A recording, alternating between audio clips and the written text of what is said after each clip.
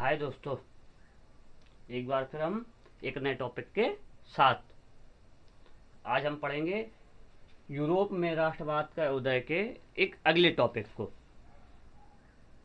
हमने सिलेबस पढ़ लिया, फ्रांसीसी क्रांति पढ़ ली। अब इसके बाद आगे पढ़ते हैं। तो फ्रांसीसी क्रांति में नेपोलियन कौन था उसके बारे में पढ़ेंगे और उसने क्या क्या सुधार किए, फिर सुधारों से क्या निकला परिणाम, उसके बारे में पढ़ेंगे। तो शुरू करते हैं। Let's crack. फ्रांसीसी क्रांति एवं नेपोलियन का उदय, वेरी वेरी इंपॉर्टेंट टॉपिक। ठीक है, तो पहला पढ़ेंगे नेपोलियन कौन था, दूसरा पढ़ेंगे फ्रांस में नेपोलियन ने सुधार कौन कौन से किए, तीसरा पढ़ेंगे सुधारों का परिणाम क्या निकला। तो परिणाम सफल होंगे या असफल, तो उसके बारे में देखेंगे। पहला देखिए, जो नेपोलियन था ना, जैसे भारत में अभी इस समय सेना है, थल सेना, जल सेना, वायु सेना। इसका प्रमुख कौन है? भारत का राष्ट्रपति है। उसी प्रकार से जब फ्रांस में 1789 ईस्वी के आसपास क्रांति हो रही थी, यह क्रांति के बाद या क्रांति के समय जब फ्रांस में क्रांति हो रही थी, तो उस समय फ्रांसीसी सेना का सैन्य प्रमुख कौन था? नेपोलियन था। दूसरा, जब 1789 ईस्वी के आसपास फ्रांसीसी क्रांति संपन्न हो गई, सफल हो गई, हमने पिछली कक्षा में पढ़ा था, उसके बाद फ्रांस का सम्राट कौन बना? Napoleon Bonaparte. तीसरा, यह उन महान व्यक्तियों में से एक था जिसने कभी यूरोप महाद्वीप के हिस्से को जीता। तो पहला देखिए दोस्तों, पहला था फ्रांसीसी सेना का सैन्य प्रमुख, फ्रांसीसी सेना का सैन्य प्रमुख था। दूसरा, फ्रांसीसी क्रांति के बाद फ्रांस का सम्राट बन गया था भाई, ये सम्राट शासक बन गया था। और तीसरा, उन महान व्यक्तियों में से एक जिसने यूरोप महाद्वीप के हिस्सों को जीता। हम लोग सब लोग अच्छे से जानते हैं 7 महाद्वीप हैं, उनमें से 6 महाद्वीप पे लोग रहते हैं और एक महाद्वीप में किसी कारणवश बर्फ है वहां पर, इस कारण से वहां पर लोग बहुत ही कम मात्रा में या ना के बराबर रहते ही नहीं हैं। उन्हीं 6 महाद्वीप हैं। पहला ये उत्तर अमेरिका महाद्वीप, दूसरा दक्षिण अमेरिका महाद्वीप, उत्तर अमेरिका महाद्वीप, दक्षिण अमेरिका महाद्वीप, यूरोप महाद्वीप, अफ्रीका महाद्वीप, एशिया महाद्वीप और ऑस्ट्रेलिया महाद्वीप। तो हम इस वाले महाद्वीप के बारे में चर्चा कर रहे हैं, यूरोप महाद्वीप। उसी में था नेपोलियन बोनापार्ट और फ्रांसीसी क्रांति। तो उसने क्या किया था? नेपोलियन मान लो यहां पर है, फ्रांस यहां पर है, तो इसने क्या किया? ये जो अगल बगल छोटे छोटे देश हैं, ये अगल बगल छोटे देश हैं यहाँ के, इनको जीत जीत कर क्या किया? इसने फ्रांस में मिला लिया। इसलिए देखिए लिखा हुआ, उन महान व्यक्तियों में से एक जिसने यूरोप महाद्वीप के हिस्सों को जीता। बहुत ही कम लोग हैं जिसने यूरोप महाद्वीप के अलग अलग देशों को जीता। ठीक है, इसके बाद हम पढ़ेंगे इसके सुधार। फ्रांस में इसने कौन कौन से सुधार किए। तो पहला, इसने राजनीतिक क्षेत्र पर सुधार किए। दूसरा, इसने आर्थिक क्षेत्र पर सुधार किए। पहले क्या था? फ्रांस में अत्याचारी, कठोर, दोषपूर्ण शासन व्यवस्था थी।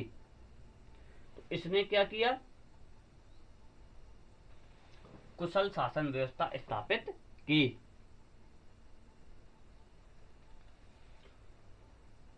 वहां पर दूसरा क्या था? जो फ्रांस के शासक थे, लुई 14वां हो, लुई 15वां हो, लुई 16वां हो, वो क्या थे? प्रथम वर्ग एवं द्वितीय वर्ग की सहायता से शासन करते थे। मतलब कोई भी निर्णय लेना है तो उनकी मदद चाहिए। लेकिन अब क्या हो गया, यहाँ पर शक्तियों का केंद्रीकरण कर दिया। सारी शक्तियां नेपोलियन बोनापार्ट ने अपने पास कर ली, राजा के समीप हो गई। अब कुछ भी काम करना राजा की आज्ञा लो। और पहले क्या था? प्रथम वर्ग एवं द्वितीय वर्ग की सहायता लो।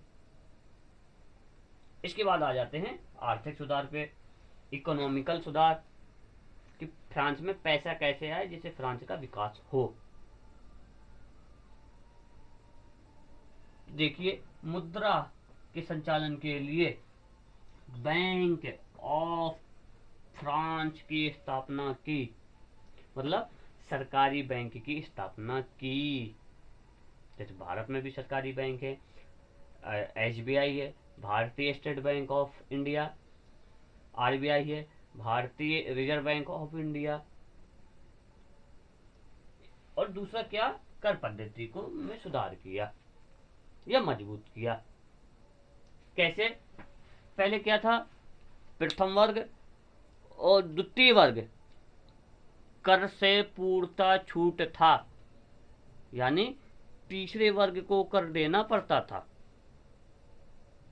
अब क्या हुआ? इसने प्रथम वर्ग के ऊपर भी कर लगाए, दूसरे वर्ग के ऊपर भी कर लगाए और तीसरे वर्ग के ऊपर भी कर लगाए, लेकिन बराबरी से लगाए।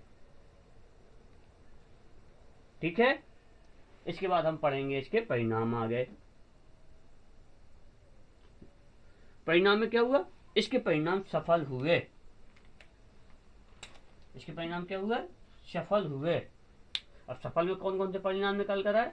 तो पहला, फ्रांस में सामंतवादी व्यवस्था का अंत हो गया। कैसे? जब भारत 1947 में आजाद हुआ, उसके पहले फ्रांस में बड़े बड़े जमींदार, भारत में बड़े बड़े जमींदार हुआ करते थे। जमींदार का मतलब क्या?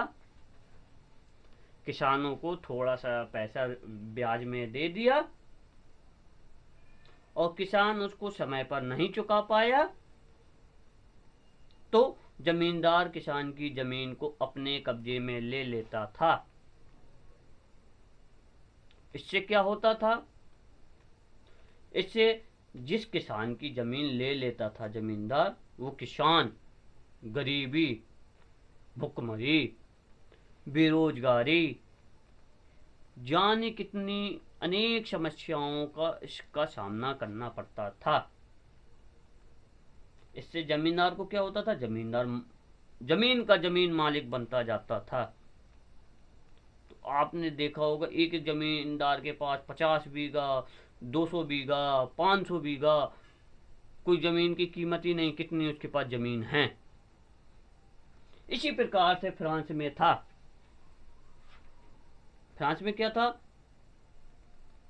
किसानों से जमीन लेते थे, ब्याज देते थे और कुछ समय बाद जमीन को अपने नाम करा लेते थे। इसे नेपोलियन बोनापार्ट ने समाप्त कर दिया। और दूसरा क्या हुआ? फ्रांस में मानव अधिकारों की मांग उठने लगी। ये तभी हुआ जब यहां पर देखो न्यायपूर्ण शासन व्यवस्था स्थापित हुई। पहले क्या था?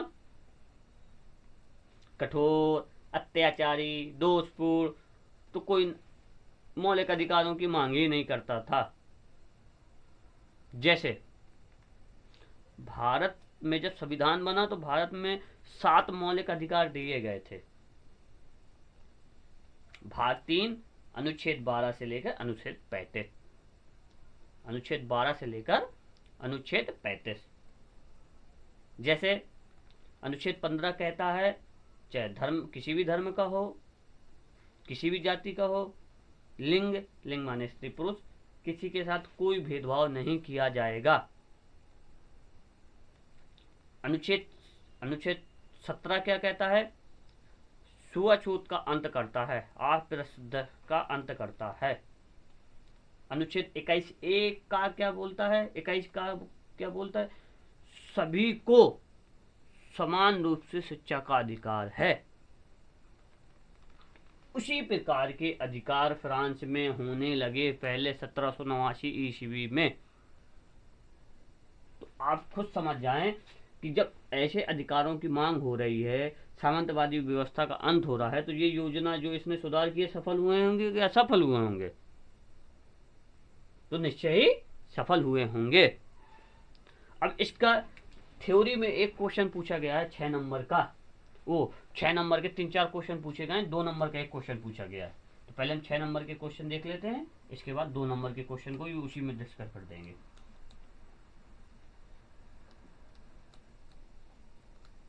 मेट लें इसको थोड़ा सा। क्वेश्चन है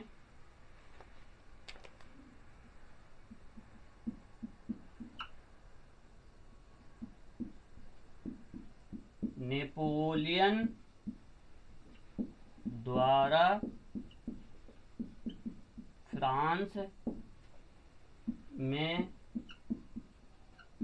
किए गए सुधारों का वर्णन कीजिए। क्वेश्चन क्या है? नेपोलियन द्वारा फ्रांस में किए गए सुधारों का वर्णन कीजिए। ये आया हुआ है 2021, 2023, 2024 और 2025। अब आप खुद सन से देख सकते हैं कितना इम्पोर्टेंट टॉपिक है। 2021, 2023, 2024, 2025। अब इसमें हमें करना क्या? देखिए ये सुधार डायरेक्ट क्वेश्चन पूछा हुआ है जो अभी अभी हमने पढ़ाया, फ्रांस में सुधार। तो सबसे पहले नेपोलियन आया, तो नेपोलियन के बारे में बता दीजिए, नेपोलियन कौन था? फ्रांसीसी क्रांति में सेना का प्रमुख था। क्रांति के बाद सेना का फ्रांस का सम्राट बना और यूरोप महाद्वीप के हिस्सों को जीतकर फ्रांस में मिलाया। 3-4 लाइनों में परिचय बताइए। इसके बाद सुधार लिख दीजिए, राजनीतिक सुधार क्या हुआ, आर्थिक सुधार क्या हुआ, और फिर लिख देना इन सुधारों का फ्रांस में सफलतापूर्वक से सफल हो गए। इसके बाद हम पढ़ते हैं फ्रांसीसी क्रांति एवं नेपोलियन बोनापार्ट से संबंधित कुछ question. Very very very important question. देखिए मैं लिख भी दिया हूं, वेरी वेरी इंपॉर्टेंट क्वेश्चन। पहला क्वेश्चन है फ्रांस की क्रांति कब हुई? तो सबको पता है 1789 ईस्वी को। दूसरा क्वेश्चन, नेपोलियन बोनापार्ट किस देश का था? अभी अभी हमने डिस्कस किया फ्रांसीसी क्रांति एवं नेपोलियन का उदय, तो ये उत्तर क्या होगा? फ्रांस। अगला क्वेश्चन, फ्रांस की क्रांति के समय फ्रांस किस प्रकार का शासन था? तो अभी बताया पिछली कक्षा में हमने फ्रांसीसी क्रांति पढ़ी थी, राजतंत्र। वो भी कैसा था? असीमित था, किसी को अधिकारी नहीं थे, प्रथम वर्ग द्वितीय वर्ग को छोड़कर, वो भी 5-5% लोग थे। अगला, फ्रांस में नेपोलियन संहिता कब लागू हुई?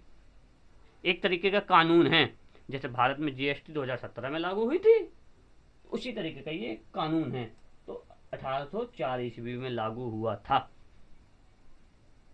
अगला, राष्ट्रवाद का उदय कहाँ हुआ?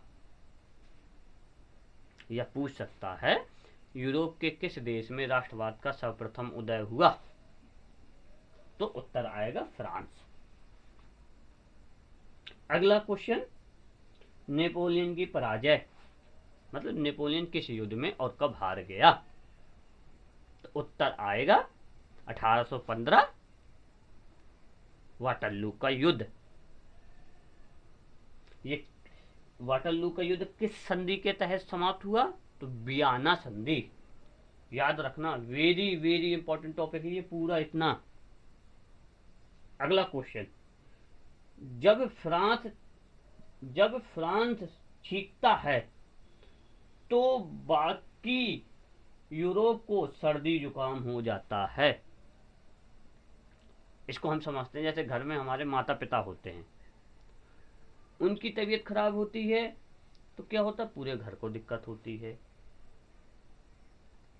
उसी प्रकार से यूरोप महाद्वीप में ये पिता मैटर नहीं कहने की कोशिश कर रहे हैं कि ये पिता हैं या माता हैं, अगर इसको कुछ दिक्कत होगी तो बाकी यूरोप के जो छोटे छोटे से ये देश हैं, ये देखो छोटे छोटे देश, इनको भी जुकाम सर्दी बुखार इत्यादि हो जाएगा।